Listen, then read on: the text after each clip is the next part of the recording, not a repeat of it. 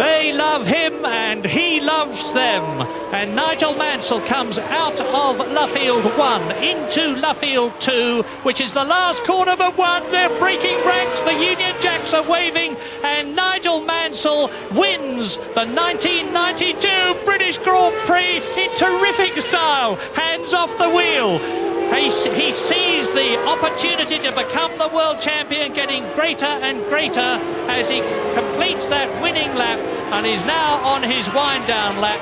Now the tradition, and it's not one I approve of, to be quite honest with you, as Patrese comes through in second place, is for the crowd to go onto the course as they do in Le Mans. And that's very dangerous, of course, because there are drivers a lap or so behind the leaders who are still going at racing speed. But Riccardo Patrese is going to finish in second place to make it the sixth first and second for the Williams team in 1992. Mansell then, there he is, and there is the pit. And coming through is Michael Schumacher, who has passed Gerhard Berger. Michael Schumacher is going to finish behind his teammate. There's Berger. He's blown the Honda V12 engine.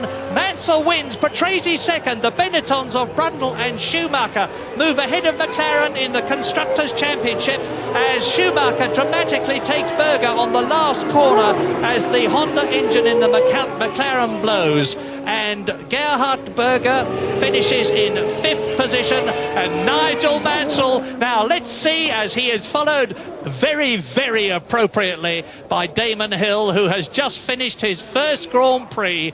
Englishman leads on the track there, and Englishman follows in his wheel tracks, and you can see how happy Nigel Mansell is. Now, is Mansell going to stop and offer for the second year in succession a lift to Ayrton Senna? The answer is no, because Ayrton Senna has already gone back. I imagine he wouldn't be too keen on doing it a second year in succession, and he would have thought of that just as I did.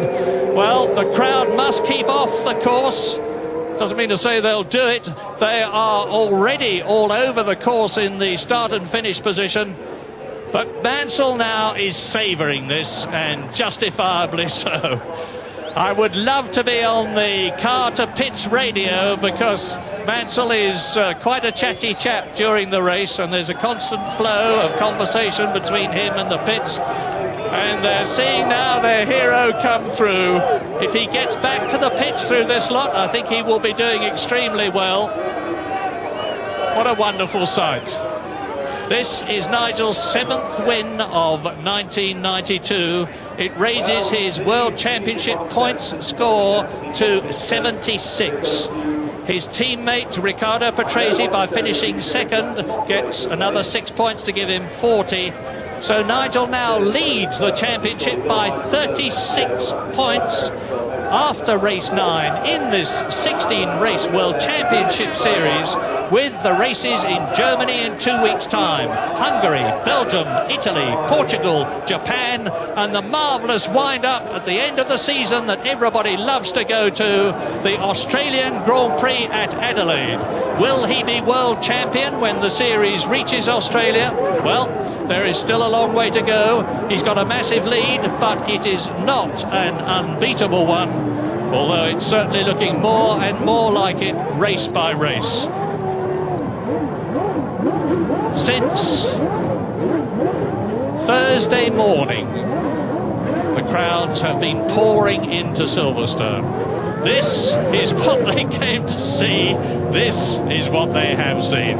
Now, it's going to be very difficult. Get out of it, says the marshal. Clear the car. I just want to give him this Union Jack, mate. Now, this is Club Corner, and when I tell you that Nigel has still got the run up to Abbey, the Bridge, Priory, Brooklands, the two Luffield corners, Woodcote, and the start finish, I mean, he's just going to have to rev it and try to get through.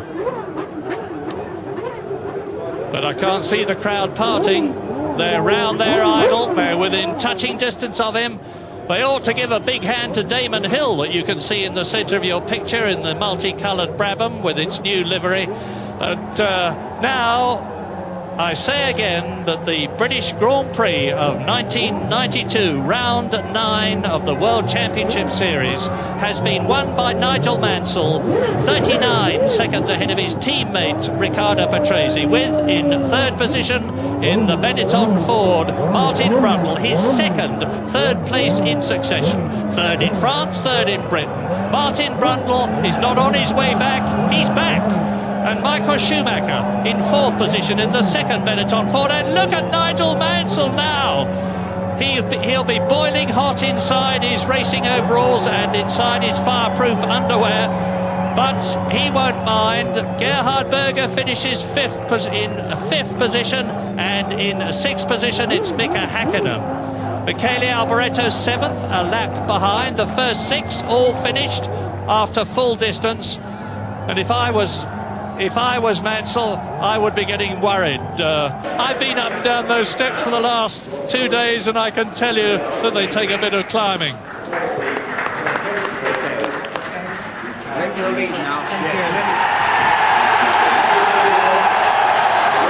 Prince Michael of Kent congratulates Nigel Mansell, and so do the crowd.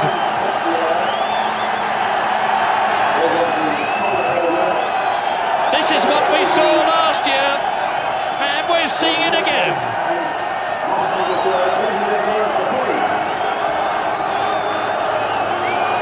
Nigel Mansell's 7th win out of 9 races.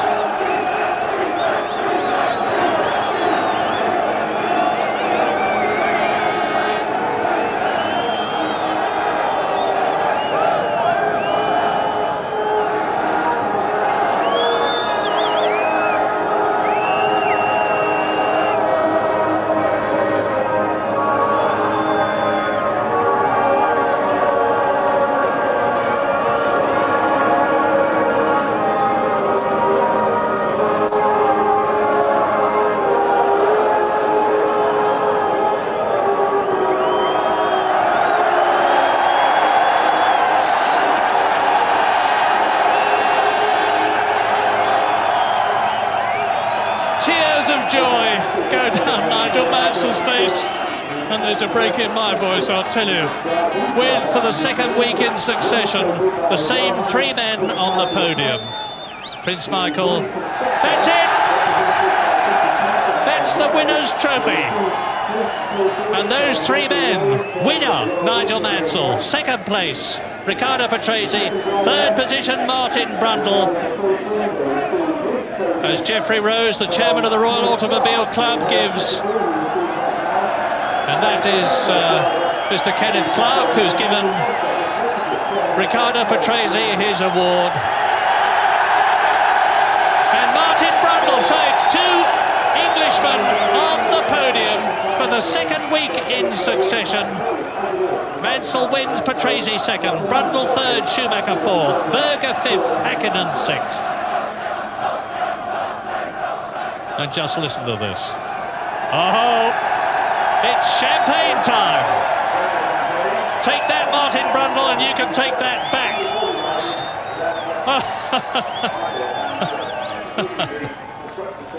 Well, this may seem rather childish, but it is an enormous release of tension.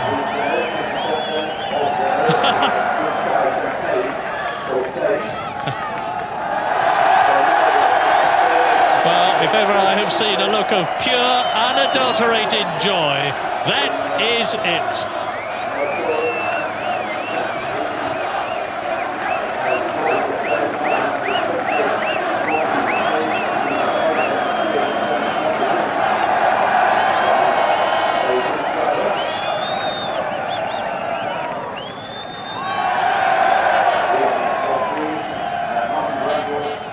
Now, Nigel Mansell, Riccardo Patrese and Martin Brundle go into the press office to give the interviews to the press. And you'll be reading all about it tomorrow. Well, you've seen it here. He stays alone, savouring the moment. Who can blame him?